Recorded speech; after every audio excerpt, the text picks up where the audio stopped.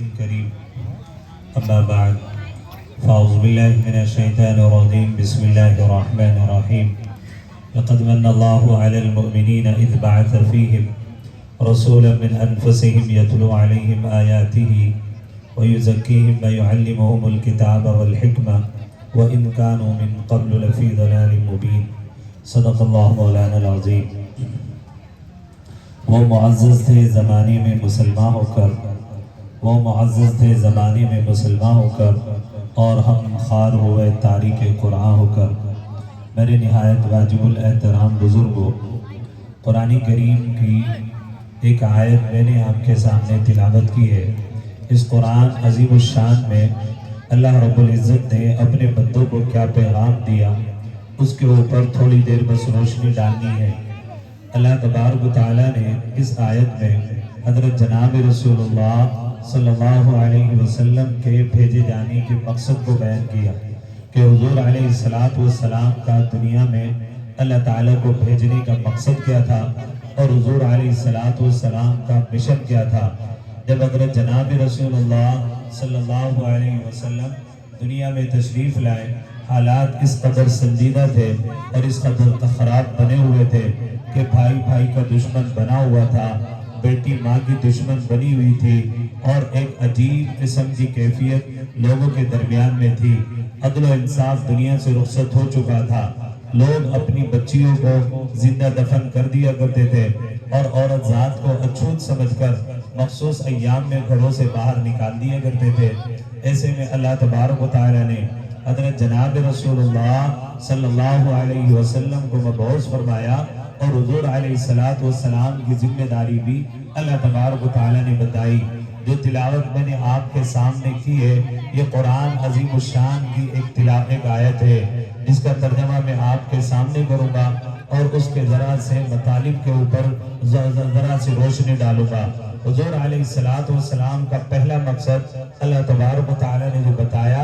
بتایا رسول یتلو علیکم آیاتنا۔ اے لوگوں، اللہ تعالیٰ نے تمہارے اوپر احسان کیا۔ اللہ رب العزت کا بڑا ہی احسان عظیم الشان ہم سب کے اوپر ہے کہ اللہ رب العزت نے حضرت جناب رسول اللہ صلی اللہ علیہ وسلم کی امت میں پیدا فرمایا، اور حضور علیہ السلام جیسا جلیل القدر پیغمبر اللہ تبارک و تعالیٰ نے ہم سب کو عطا کیا۔ تو حضور علیہ السلام نے اس پرفتن دور میں، اس پرفتن ماحول میں سب سے پہلی ذمہ داری جو اللہ تبارک و تعالیٰ نے حضرت جناب رسول اللہ صلی اللہ علیہ وسلم کو دی، وہ رسول یتلو علیکم آیاتنا۔ اے پیغمبر، جو ہم تمہارے اوپر اپنی وحی اتارتے ہیں، اور ہمارا جلیل القدر پیامبر یعنی حضرت جبرائیل علیہ السلام کے ذریعے تک ہماری بات جو آپ تک پہنچتی ہے، جس کو وحی کہا جاتا ہے، اور وہ وحی مطلوع ہے جس کی تلاوت کی جاتی ہے،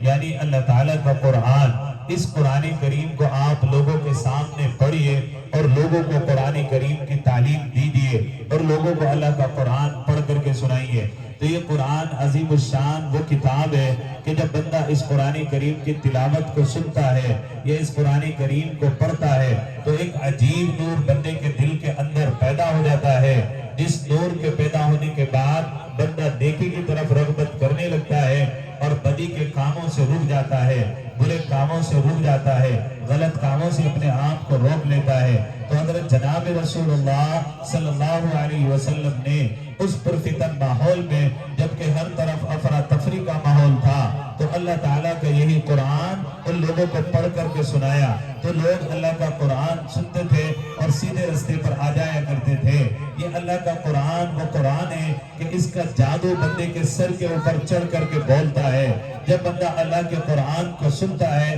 تو دل کے اندر سے اس کے دل کی تاریکی نکل کر دل کے اندر ایک نور پیدا ہو جاتا ہے، اور یہ ظاہر سی بات ہے بندے کے اندر جو اللہ تعالیٰ نے دل رکھا ہوا ہے نا، اگر یہ بندے کا دل بچ جائے تو پھر بندے کی دنیا بھی بچ جاتی ہے اور آخرت بھی سمجھ جاتی ہے۔ آج پوری دنیا کے اندر اگر ہم اپنا محاسبہ کریں اور اپنے دلوں کا جائزہ لیں، آج ہمارے دلوں کے اندر تاریکی چھا چکی ہے، ہمارے دلوں کے اندر برائی آ چکی ہے، ہمارے دل پراگندہ ہو چکے ہیں، اللہ کے نور سے خالی ہو چکے ہیں۔ یہی وجہ ہے آج مسلمانوں کے ماحول معاشرے کو دیکھ لیجئے کہ کون سی ایسی برائی ہے جو مسلمانوں کے یہاں نہیں پائی جاتی، کون سا ایسا گناہ ہے جو مسلمانوں کے یہاں نہیں پایا جاتا، کون سی ایسی کمی کوتاہی ہے جو مسلمانوں کے یہاں نہیں پائی جاتی۔ اس کی وجہ کیا ہے کہ دل گناہ کر کر کے ہمارا کالا پڑ چکا ہے، دل گناہ کر کر کے اللہ کی یاد سے غافل ہو چکا ہے۔ اور جب بندہ گناہ کرتا رہتا ہے تو اللہ تبارک و تعالی نے قرآن کریم میں فرمایا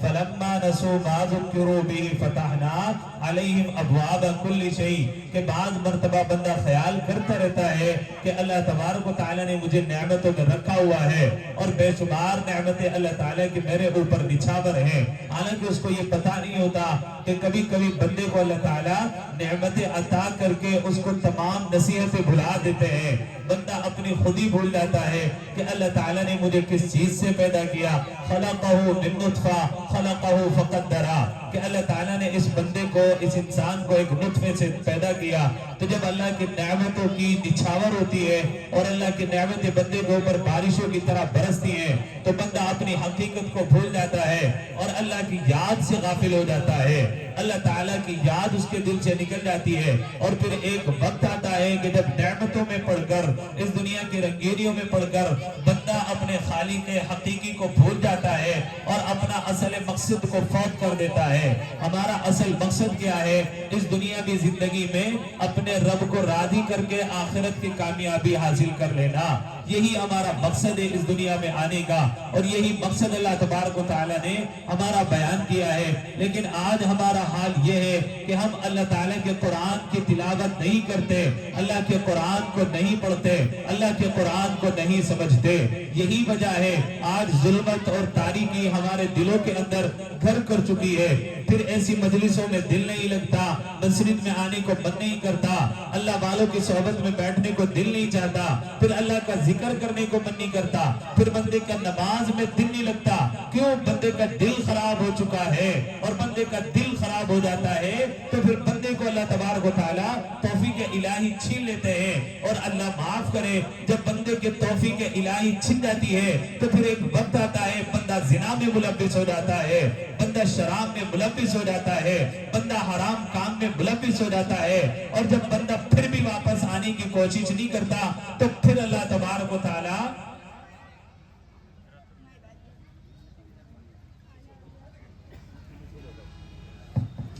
حضرات محترم، اس وقت ہمارے مابین اس ملک کی